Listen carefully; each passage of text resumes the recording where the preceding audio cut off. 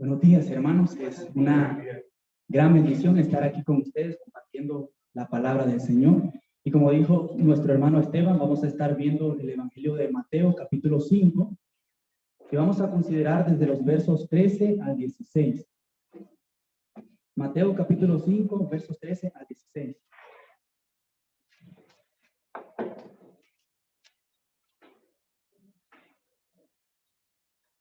Leo para ustedes la infalible, inerrante y todo suficiente palabra de Dios. Vosotros sois la sal de la tierra, pero si la sal se desvaneciere, ¿con qué será salada? No sirve más para nada, sino para ser echada fuera y hollada por los hombres. Verso 14, vosotros sois la luz del mundo. Una ciudad asentada sobre un monte no se puede esconder, ni se enciende una luz y se pone debajo de una nube, sino sobre el candelero y alumbra a todos los que están en casa. Así alumbre vuestra luz delante de los hombres, para que vean vuestras buenas obras y glorifiquen a vuestro Padre que está en los cielos. Amén. Vamos a hacer una palabra de oración corta para que el Señor guíe nuestra enseñanza de hoy. Bendito Dios y Padre Celestial, en esta mañana nos acercamos delante del trono de tu gracia, Señor, entendiendo nuestra necesidad de ti, Señor. Por ello te rogamos que tu misericordia, tu favor sea para con nosotros y que nos hables, Señor. Que sea tu Santo Espíritu hablando a tu iglesia en esta mañana, Señor. En el nombre de Cristo Jesús. Amén y amén. Bien, pueden tomar asiento. Pues como saben, fue el evangelista Mateo quien escribió, yo creo que ya vieron todo esto, el evangelio. Y Mateo escribió su evangelio alrededor del año 60 después de Cristo, con la intención de mostrar a Cristo como el rey de los judíos. Esa era la intención de Mateo. Y él escribió desde Siria, Palestina, en circunstancias en las que los fariseos estaban en conflicto con los cristianos en conflicto con los fariseos y a la inversa. Los fariseos, ¿quiénes eran ellos? Pues era un grupo, movimiento que procuraba alcanzar la mayor influencia jurídica y teológica posible en Siria, Palestina. Habían otros grupos que influenciaban de cierta manera sobre los habitantes, como los celotes, cuyo nacionalismo buscaba derrocar el yugo opresor de Roma. Estaban también los esenios, que eran los que se apartaban al desierto y practicaban un ascetismo riguroso. Estaba el ala de los saduceos, que eran básicamente los sacerdotes encargados del servicio en el templo y que además mediaban entre los romanos y los judíos, tratando de buscar la paz para con ellos. Pero como dije, eran los fariseos los que habían tomado el control de la mayor parte de la población. ¿Por qué? Porque los habían convencido de escuchar la interpretación de la ley que ellos tenían, además de la tradición oral que ellos les enseñaban. Y Mateo capítulo 23 nos habla de los fariseos, qué es lo que ellos hacían para influenciar a las demás personas. Nos dicen que ellos se sentaban en las cátedras, el verso 2 del capítulo 23, se sentaban en la cátedra de Moisés para enseñar su interpretación de la ley, para enseñar su tradición oral. Además, ellos dicen que amaban los primeros asientos de las cenas y de las sinagogas, amaban que las demás personas los saludaran, amaban las salutaciones y que le dijeran rabí, rabí. ¿Qué más hacían ellos? Ellos dicen que hacían proselitismo, buscando otras personas para que su número de adeptos creciera. Estas, entre otras cosas, ellos hacían para ganar mayor influencia en las personas de ese entonces. Bien, en este contexto, nuestro Redentor amado, Jesús de Nazaret, dice Mateo capítulo 4, versos 16 y 17, que él entró en escena predicando el evangelio del reino. Él predicó el evangelio del reino a Galilea, un lugar que estaba hundido en las tinieblas del pecado. El verso 23 dice que él predicaba el evangelio del reino. ¿Cuál era su mensaje? Marcos 1:15 nos dice que él decía, anunciaba, el tiempo se ha cumplido y el reino de los cielos se ha acercado. Por tanto, arrepentíos y creed en el evangelio. Ese era el mensaje de Jesús, muy diferente al mensaje legalista de los fariseos, de los grupos religiosos que mencioné o cualquier otro movimiento que se aparta del evangelio del reino. Este era el mensaje de Jesús. Y si usted lee Mateo capítulo 4, verso 24 y 25, nosotros vemos que dice que la fama de Jesús se extendía. por toda Jerusalén, por Judea, por Decápolis, por Samaria y más allá del Jordán. Pero era por el mensaje que él predicaba. Es cierto que había otras personas que buscaban, eran las señales y los milagros que él hacía, pero había un grupo de personas escogidos por Dios que habían recibido el mensaje de arrepentimiento y fe que les predicaba Jesús. Y a estas personas, a este poco de personas en Palestina, Jesús les comienza a enseñar inmediatamente lo que es el Sermón del Monte. Y les enseña el Sermón del Monte desde el capítulo 5 hasta el capítulo 7 para mostrarles lo que ellos son ahora como ciudadanos del reino, ahora que han creído en el Evangelio y lo que deben hacer en consecuencia por lo que ya son. Y el tema principal del Sermón del Monte, personalmente veo que es el Evangelio del reino, porque nosotros vemos que Jesús lo desglosa durante el desarrollo. Habla de los ciudadanos del reino, presenta el carácter de ellos. Recuerdan los primeros 12 versículos, ¿quiénes son ellos? Ellos son, miren lo que dice el verso 3, los pobres en espíritu. Ellos son, verso 4, los que lloran. Sí, verso 5, los mansos, los que tienen hambre y sed de justicia, los misericordiosos, los de limpio corazón, los pacificadores. Ellos son los que padecen persecución por causa de la justicia. Y Jesús les va a decir en el texto que nosotros leímos lo que ellos deben hacer. Ahora que ya son esto, ahora deben hacer esto, les dicen los versos 13 al 16. Y más adelante le sigue hablando que él es el rey y él les dice que la justicia que deben seguir es mayor. El rey les está hablando de una justicia mayor a la de los escribas y fariseos, al legalismo de los fariseos. Y más adelante les dice que oren, venga tu reino. Recuerdan el versículo de Mateo 6:33, buscad primeramente el reino de Dios y su justicia. Y entre otras cosas, Jesús concluye su sermón diciéndoles que para que entren al reino de los cielos deben hacer la voluntad del Padre. Ninguno puede entrar al reino de los cielos si no hace la voluntad del Padre. En esta mañana yo quiero enseñarles en nuestro pasaje sobre lo que Jesús les dice a sus discípulos que deben hacer. Y esto tiene que ver con la relación que ellos tienen para con el mundo, la relación de los seguidores de Jesús para con el mundo. Y por la forma en que Jesús enseña, yo he titulado esta enseñanza como la influencia del cristiano como sal y luz del mundo. La influencia del cristiano como sal y luz del mundo. Y Jesús usa estas dos metáforas hogareñas, la sal y la luz. La sal y la luz. Pero yo pregunto, ustedes creo que ya vieron, ya estudiaron esta parte y vieron que los discípulos, los seguidores de Jesús, tenían que padecer persecución y Jesús ya se los había dicho. El mundo de entonces era hostil y de hecho lo sigue siendo a los valores éticos que Jesús les presentaba. Esa justicia que los discípulos habían recibido de Jesús era contraria a los valores establecidos por el mundo. Entonces, por eso yo pregunto, ¿qué posible influencia podrían ejercer estos pocos aldeanos en un mundo que era hostil al mensaje del evangelio que ellos predicaban? Jesús les va a enseñar que ellos sí deben y tienen la responsabilidad de ser influencia para con el mundo. Y lo hace a través de esas dos metáforas. Y yo he desglosado esta enseñanza por medio de 3 encabezados. En primer lugar, vamos a ver la influencia del cristiano concedida en los versos 13a y el verso 14a. En segundo lugar, vamos a ver la influencia del cristiano encubierta, y esto lo vemos en los versos 13, 14 y 15. Y finalmente vamos a ver la influencia del cristiano manifiesta. Entonces, ¿qué vamos a estar viendo? La influencia del cristiano concedida, encubierta y manifiesta. Vamos a ver en primer lugar la influencia del cristiano concedida. Mire lo que dice el verso 13a. Vosotros sois la sal de la tierra. Lleve sus ojitos al verso 14 también. Vosotros sois la luz del mundo. Dos pequeñas frases, pero con un mensaje muy sustancioso. Por medio de estas dos frases, el Señor está enseñando a estos pocos aldeanos, a estos seguidores, a estas personas que le seguían, que ellos deben influenciar al mundo. Y la palabra tierra como mundo, ambas se refieren a todo el globo terráqueo, al tercer planeta del sistema solar en el cual nosotros nos encontramos. De manera que el Señor está enseñando que los discípulos debían influenciar a toda la faz de la tierra. Cada rincón del mundo ellos debían llevar el mensaje del reino, el evangelio del reino. Ahora, ¿qué significa que ellos son sal de la tierra? Él les dice, vosotros sois la sal de la tierra.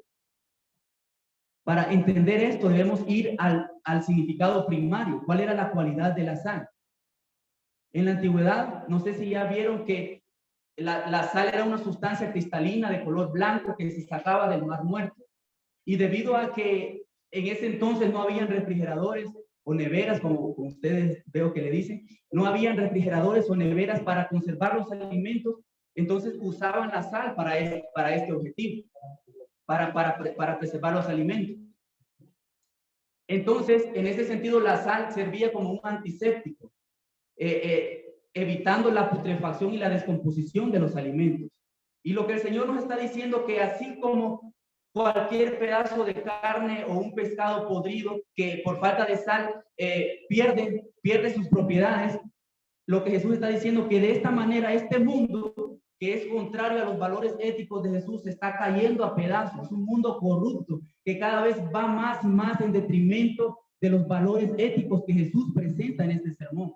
Y por ello le dice a los discípulos que ellos deben ser sal de la tierra, ellos deben ser sal del mundo.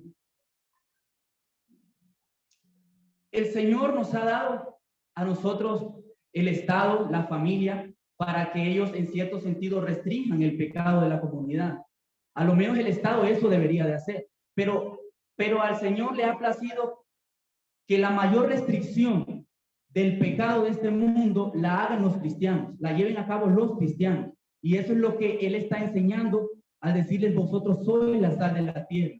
Hermanos, el ser sal de la tierra, la función del cristiano como sal de la tierra no es otra cosa que vivir en santidad.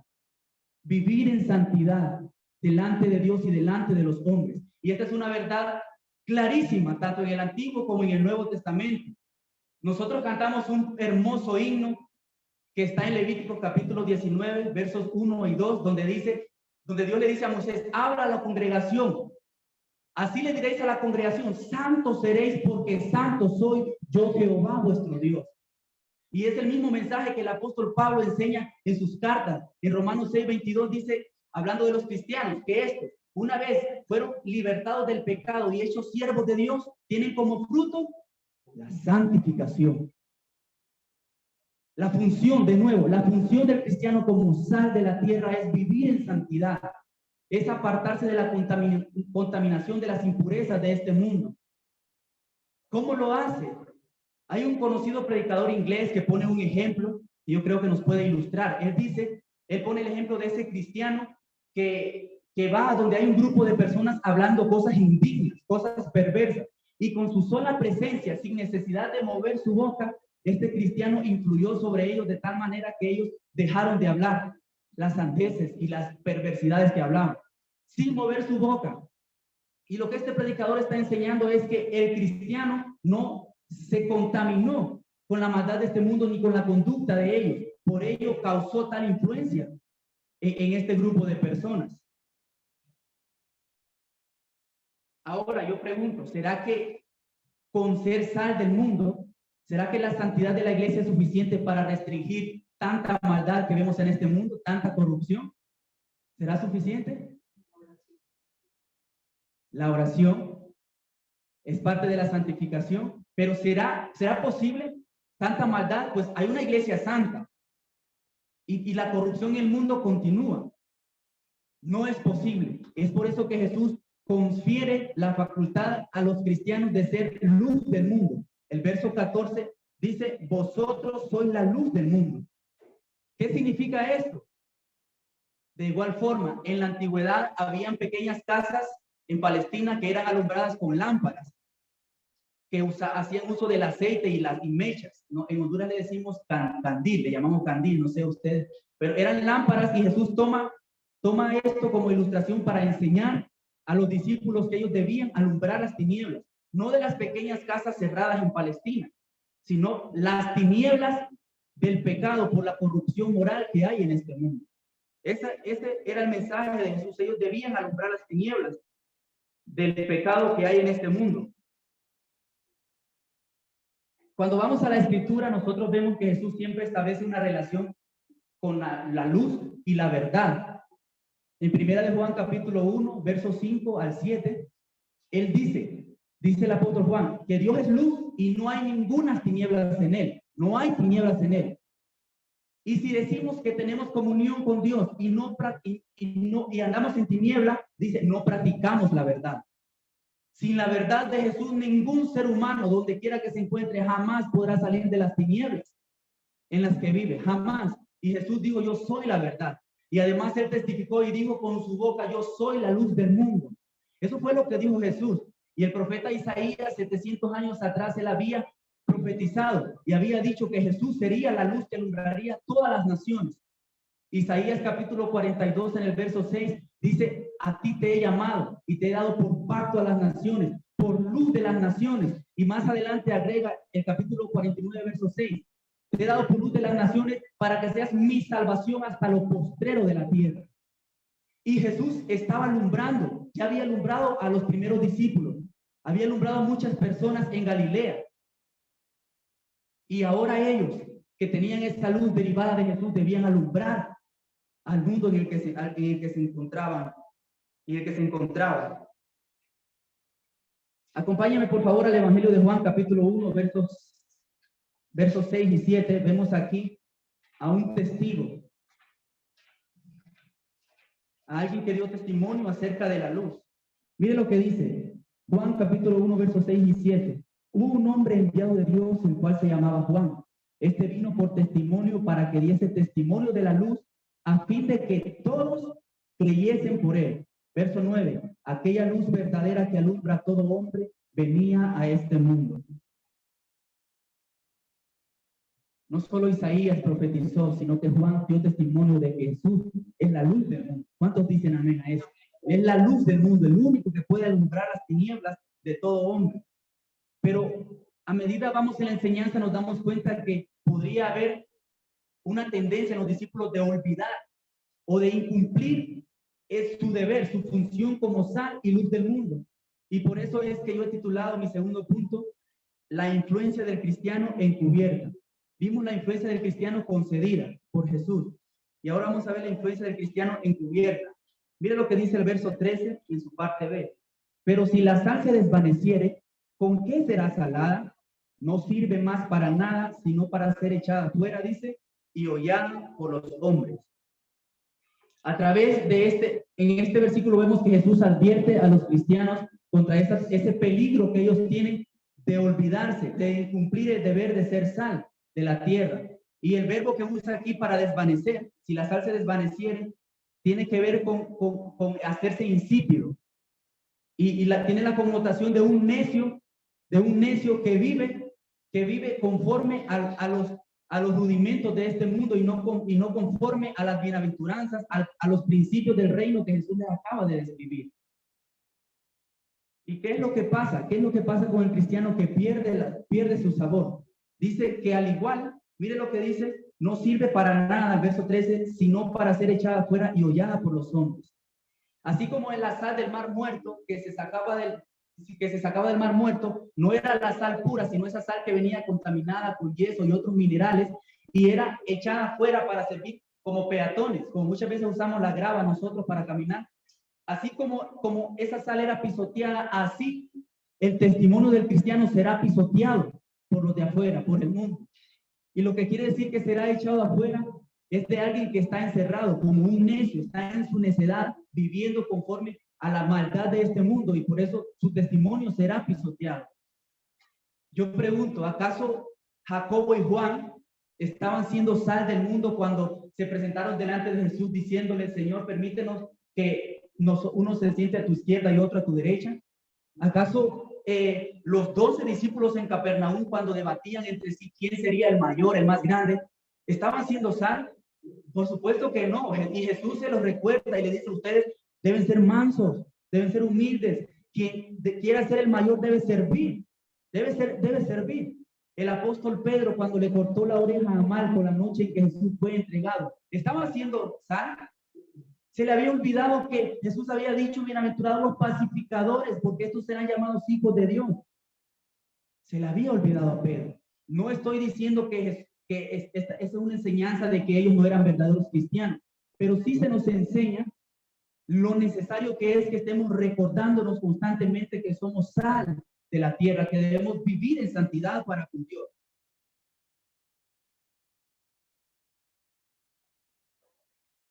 Pregunto yo, ¿se le había olvidado a los discípulos que debían ser luz del mundo? ¿Recuerdan allá en Hechos capítulo 1, verso 6, cuando le dicen, Señor, restaurarás el reino de Israel en este tiempo? Se les había olvidado que no debían limitarse al reino de Israel, sino que debían seguir más allá, por todo el mundo, hasta lo postrero de la tierra. Se les había olvidado. Acompáñenme, por favor, quiero hacer un paréntesis un poco rápido en Marcos capítulo 8, versos 29 y 30. Vamos a ver algo aquí que puede sonar alarmante, pero yo creo que no es alarmante. Romanos capítulo 8, verso 29. Entonces Jesús les dijo, ¿y vosotros quién decís que sois? Respondiendo Pedro les dijo, tú eres el Cristo. Mire lo que dice el verso 30, mucho cuidado. Pero él les mandó que no dijesen esto de él a ninguno. Pero ¿cómo es posible, Jesús? ¿Cómo es posible que acaba de decir ustedes y solo ustedes son la luz del mundo? Y aquí está diciendo que la verdad más grande que el apóstol Pedro se le fue revelada por medio de Dios, de que él era el Cristo, el Mesías, el Rey prometido. Y Jesús les dice en el verso 30 de Marcos 8, a nadie le digan esto. ¿Acaso no es contradictorio con lo que va a decir en Marcos capítulo 16, ir y predicar el evangelio a todo el mundo? Parece contradictorio, ¿cierto? Pero no lo es. Y esto es algo que los teólogos han llamado el secreto mesiánico. ¿En qué consiste esto? En que muchas veces vemos una actitud en Jesús, y no solo la actitud, sino que ordena rotundamente que a nadie, a los que sanó y a los que liberó, a los endemoniados, le dice, no le digáis a nadie. Pero aquí a Pedro y a los discípulos le dicen, no le digan a nadie que yo soy el Mesías. ¿Por qué lo hace? Porque la nación contemporánea, las personas contemporáneas a Jesús, inclusive sus discípulos al inicio, veían a Jesús, al Rey prometido, como un Mesías político, que iba a revolucionar y a librar a Israel del yugo opresor romano, y de tal manera que el reino de Israel iba a parecerse una vez más un reino poderoso al reino de David, al tiempo de Salomón, un reino donde había riqueza. Pero Jesús no está a favor de la interpretación que tienen de él como Mesías. Y por ello es que muchas veces detuvo a las personas, inclusive cuando lo iban a coronar rey. Él dijo, no es el tiempo. El proyecto, el plan de Jesús para alumbrar a las naciones solamente se iba a entender cuando él resucitara de los muertos. Y por eso vemos en Hechos capítulo 1, verso 8, que él les da poder y autoridad a los discípulos para que vayan, les dice, y sean mis testigos, sean mis mártires en Jerusalén, no solo en Jerusalén, ¿dónde más? En Judea, en Samaria, hasta lo último, hasta lo postrero de la tierra, como profetizó Isaías, hasta lo último. Esa era la misión de ellos. Y al hablar de la influencia encubierta, me parece que esto es una contradicción también. Como una ciudad asentada sobre un monte puede esconderse, no puede esconderse. Y yo titulé mi sermón de esta manera para enseñar y recordarnos esa tendencia que tenemos nosotros, repito, a olvidarnos de que somos sal de la tierra, que debemos vivir en santidad. Esa tendencia que tenemos de olvidarnos que somos luz del mundo. Pero ustedes, ¿cuánto tengo, hermano? ¿Cuánto tiempo? Ok. Esa posible tendencia también que tenemos de olvidar de ser luz del mundo. Y usted me preguntará, hermano, ¿debemos ser luz del mundo? Sí, pero ¿cómo lo hacemos? ¿Cómo yo puedo ser luz del mundo? Al inicio yo le citaba Marcos capítulo 4, versos 16 y 17, donde dice, el pueblo asentado en tinieblas vio gran luz, y los asentados en región de sombra de muerte, luz les resplandeció. Y desde entonces dice que Jesús comenzó a predicar, arrepentíos y creed en el evangelio. Arrepentíos porque el reino de los cielos se ha acercado. Es predicando este mensaje de Jesús, es diciéndole a los pecadores que se arrepientan y se aparten de sus pecados y que confíen en Jesús para salvación de sus almas, para que sean alumbrados. Solo de esta manera nosotros podemos presentar la luz de Cristo. únicamente de esta manera, no predicando un mensaje legalista como los fariseos, no, o como cualquier otro movimiento religioso que se aparta del verdadero evangelio del reino. Lo contrario a esconder es mostrar, es dar a conocer. Una ciudad asentada, dice el verso 15, no se puede esconder. Verso 14, perdón, una ciudad asentada sobre un monte no se puede esconder. Dice, enciende una luz y se pone debajo de un almud. Y por eso que finalmente quiero hablar de la influencia del cristiano manifiesta. Hemos visto la influencia del cristiano concedida, la influencia del cristiano encubierta, y ahora vamos a ver la influencia del cristiano manifiesta. Es dar a conocer. Mire lo que dice el verso 15 en su parte B. Después que Jesús ha dicho que no se enciende una luz y se pone debajo de un almud, dice lo siguiente, sino sobre el candelero y alumbra a todos los que están en casa. Así alumbre vuestra luz delante de los hombres para que vean vuestras buenas obras y glorifiquen a vuestro Padre que está en los cielos. Amén.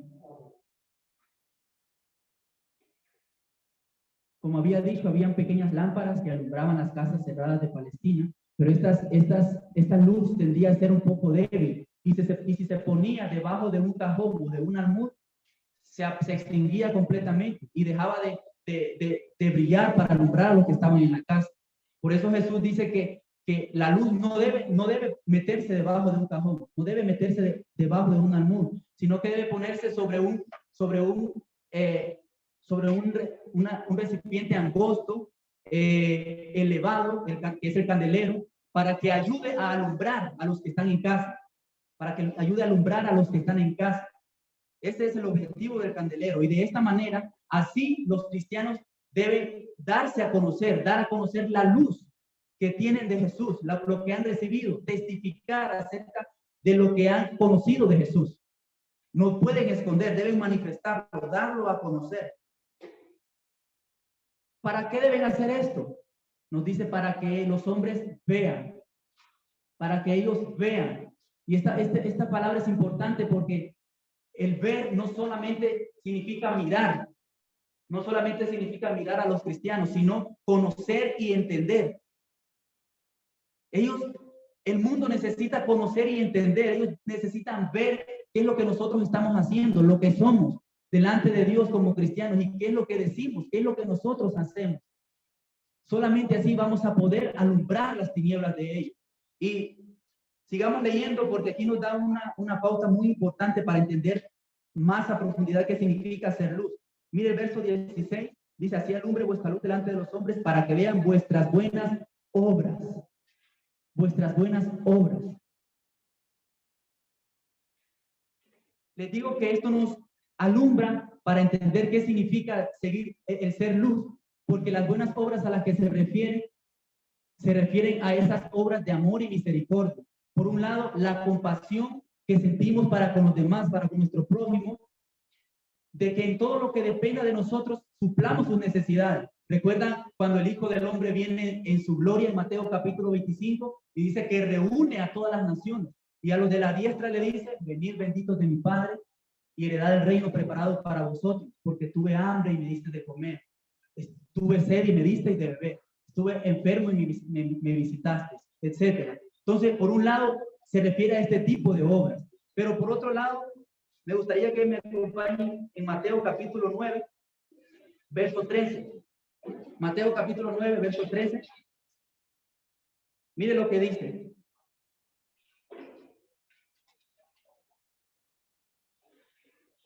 Desde el verso 12. Al oír esto, Jesús les dijo, los sanos no tienen necesidad de médicos, sino los enfermos.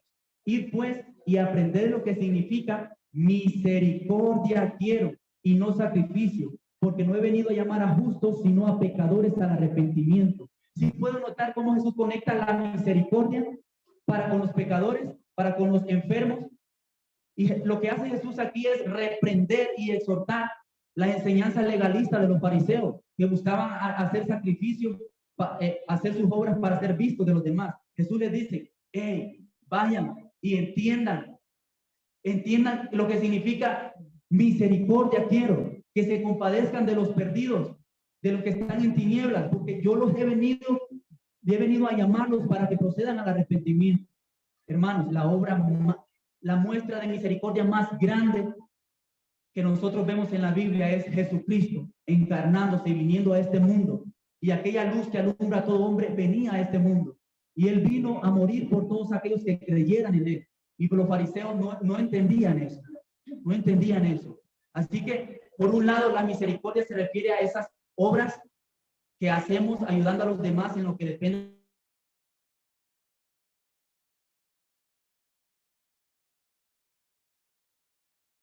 de la salvación hasta lo postrero de la tierra. Nosotros, como luz del mundo, debemos dar testimonio acerca de Jesús. Si escondemos esa luz, estaremos escondiendo la verdad de lo que somos en él. Usted es un hijo de Dios, usted es un cristiano, es un discípulo del Señor, y si usted esconde esto, está escondiendo esta gran verdad. Está escondiendo lo que se le ha enseñado por tanto tiempo en este púlpito, y no debe hacerlo, debe manifestarlo, darlo a conocer. Finalmente, ¿cuál es el propósito por el cual vamos a hacer estas buenas obras? Mire lo que dice: para que vean vuestras buenas obras y glorifiquen a vuestro Padre que está en los cielos. ¿Y esto qué significa? Que los demás, al vernos a nosotros haciendo estas obras, siendo sal y luz del mundo, compadeciéndonos de los necesitados, alumbrando, predicando el evangelio, van a honrar, van a alabar, van a glorificar el nombre de Dios. Bendito sea el evangelio del Señor Jesucristo. Gloria al Señor por su santo evangelio y por la facultad que nos ha dado de ser sal y luz del mundo.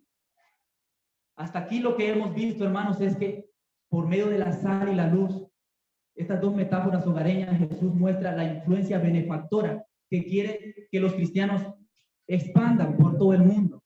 Y hemos visto que se nos habla del cuidado de encubrir el ser sal y luz. Se nos habla de la exhortación de no vivir en santidad y de no tener compasión y misericordia de las demás personas que están en este mundo en tinieblas. Hasta aquí hemos visto las dos funciones del cristiano: como sal, vivir en santidad, y como luz, tener compasión y misericordia de un mundo que está cayéndose a pedazos por no atender los valores, los mandamientos del Señor. Y hasta aquí vimos que no debemos esconder lo que hemos recibido, sino que debemos manifestarlo, darlo a conocer para que los demás lo miren y Dios sea glorificado. Jesucristo, nuestro mayor ejemplo de lo que en verdad significa ser sal y luz del mundo. Él fue sal porque se apartó de la contaminación, de la mundanalidad de su tiempo, de tal manera y tal grado que vemos que aún Poncio Pilato no encontró nada malo en él. Y Jesucristo decía: ¿quién de vosotros me redarguye de pecado? Nadie podía acusarlo, porque él es el santo. Su vida se caracterizó por vivir en santidad y obediencia delante del Padre. Y no solo eso, él mismo dijo: yo soy la luz del mundo. Su vida también se caracterizó por la compasión que él mostraba para con los perdidos. Los ayudaba, sí, en sus necesidades, pero también les predicó el evangelio del reino, como vimos al inicio. De tal manera que al predicar arrepentidos y creer en el evangelio, dice que su fama se extendía por Jerusalén, por Judea, por Decápolis, más allá del Jordán, hasta que nos alcanzó a nosotros aquí en Medellín, Colombia. Gloria sea el nombre del Señor. Hemos sido alcanzados y alumbrados por la luz del evangelio de Jesucristo. Pero como sal y luz del mundo, la orden que tenemos vivir es vivir en santidad y tener misericordia del mundo. Y de esta manera influenciamos al mundo. Esto nos sugiere que debemos producir efectos en el mundo. Y es por ello que yo quiero hablarles de 4 aplicaciones para finalizar, que son esos 4 efectos que como iglesia de Cristo debemos producir en el mundo. En primer lugar, debemos restringir en cierto grado la corrupción que hay en este mundo. Con nuestra vida de santidad, viviendo en santidad y en obediencia delante de Dios, no contaminándonos con las malas prácticas, con la maldad que hay en este mundo. De esta manera, las demás personas, al vernos a nosotros, van en cierto grado, como dije, vamos a restringir ese pecado, tanta maldad, vamos a limitar tanto pecado que hay en el mundo. Pero hermano, yo te pregunto, y me hacía esta pregunta mientras estudiaba y repasaba esta enseñanza. ¿Qué dicen las demás personas? ¿Qué dicen los de allá afuera? ¿Qué dicen nuestros conocidos acerca de tu conducta? Acerca de tu proceder como cristiano. ¿Será que tú actúas como un pacificador cuando vienen otras personas a buscar contienda contra ti? Pues se puede decir de ti que eres de un carácter manso, dócil, o se dice de ti que eres una persona orgullosa, o de mí que soy una persona orgullosa. Somos personas orgullosas que buscan la vanagloria, el que vean nuestras obras, lo que hacemos. Meditemos profundamente en estas cosas, porque nuestra influencia en y sobre la sociedad va a depender de que seamos diferentes a ellos, no igual que ellos. Nuestra influencia para con la sociedad va a ser que seamos diferentes y no igual que ellos. Y aunque al inicio ellos se mantengan hostiles y no quieran escuchar tu mensaje, pero cuando vean ese cambio en ti, ellos van a querer escuchar de lo que Dios hizo en tu vida y de lo que sigue haciendo en tu vida. Eres una persona diferente. Entonces, restringir en cierto grado el pecado del mundo. Número 2, debemos hacer que los que están en tinieblas vengan a Cristo. ¿Y cómo lo hacemos? A través de la predicación del evangelio del reino. Y yo te pregunto, hermano, y también me pregunto a mí mismo, ¿estamos en un quietismo, en nuestra zona de confort, y no estamos saliendo tantos miles y miles de personas que están perdiéndose, que están muriendo y yéndose al infierno, y nosotros estamos yendo a predicarles el evangelio, o estamos escondiendo esa luz que hemos recibido de Cristo, esa luz que se ve reflejada en nosotros, debe verse reflejada en nosotros? ¿Estamos predicando el evangelio del reino o estamos escondiendo el evangelio del reino? Y fue duro para mí, pero yo creo que es necesaria la exhortación. Si nosotros estamos en este estado, debemos de considerar seriamente las palabras del apóstol Pablo en su carta a los Corintios, de que debemos examinarnos a ver si estamos en la fe. Y considerar también seriamente las palabras del famoso predicador Charles Spurgeon, quien dijo: si no tienes ni deseo alguno porque otros sean salvos, entonces tú no lo eres. Eso es duro, pero debemos examinarnos a nosotros mismos, porque debemos ser luz del mundo, debemos compadecernos de los otros para que sean alumbrados al igual que nosotros lo fuimos. Prediquemos el evangelio del reino, hermanos. Pero además de restringir el pecado en cierto grado de este mundo, y además de alumbrar las tinieblas de otros para que vengan a Cristo y sean salvos, debemos hacer estas obras, estas buenas obras, única y exclusivamente para que Dios sea glorificado.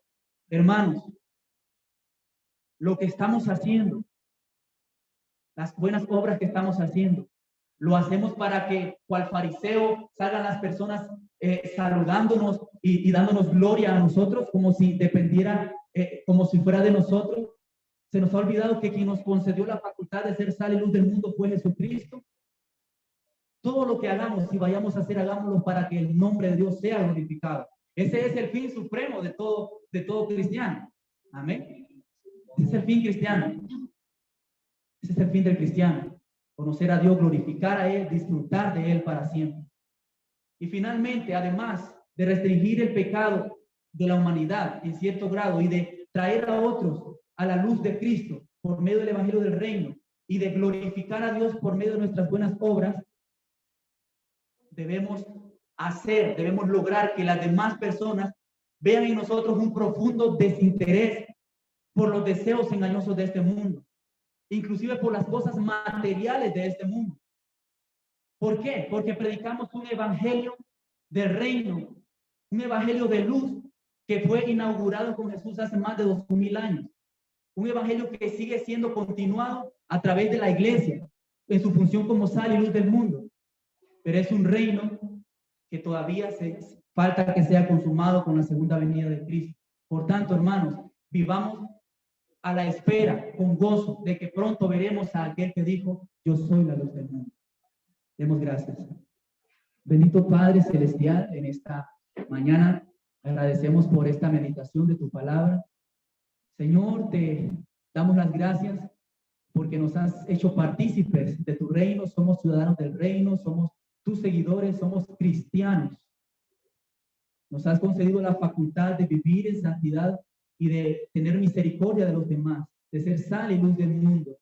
Y te rogamos, Señor, que nos ayudes a mostrar a los demás, Señor, esa santidad que procede de ti, Señor. Hemos sido librados del pecado, hechos siervos tuyos, y debemos vivir en santidad.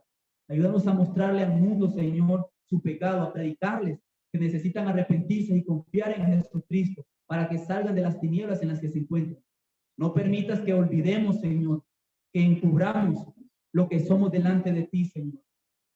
Recordamos que cuando tú resucitaste, Señor, con todo poder y autoridad, le dijiste a tus discípulos que debían ir y predicar tu evangelio. Y este evangelio de luz, Señor, nos ha alcanzado a nosotros. Y por ello te rogamos que nos ayudes, que nos recuerdes siempre, a que no olvidemos, Señor, lo que debemos hacer, sino que manifestemos, que demos a conocer lo que somos delante de ti, Señor, la función que tenemos como sal y luz, vivir en santidad y tener compasión de las demás personas. Ayúdanos que en lo que dependa de nosotros podamos suplir las necesidades de nuestros hermanos, de nuestro prójimo, y que podamos sobre todo predicar tu santo evangelio. Danos valentía, danos fe, danos de nuevo para salir y predicar tu santo evangelio, Señor, para que como nosotros, ellos sean alumbrados. Ayúdanos, Señor, que todo lo que hagamos, lo hagamos para que tu nombre sea glorificado, Señor. Y ayúdanos a vivir a la espera de ese reino de luz, donde se acabarán las tinieblas de este mundo. En el nombre de Cristo Jesús, amén y amén. Yo no sé si hay tiempo para sesión de preguntas, creo que me pasé el tiempo, ¿no? Hermanos, preguntas, inquietudes en cuanto a la clase.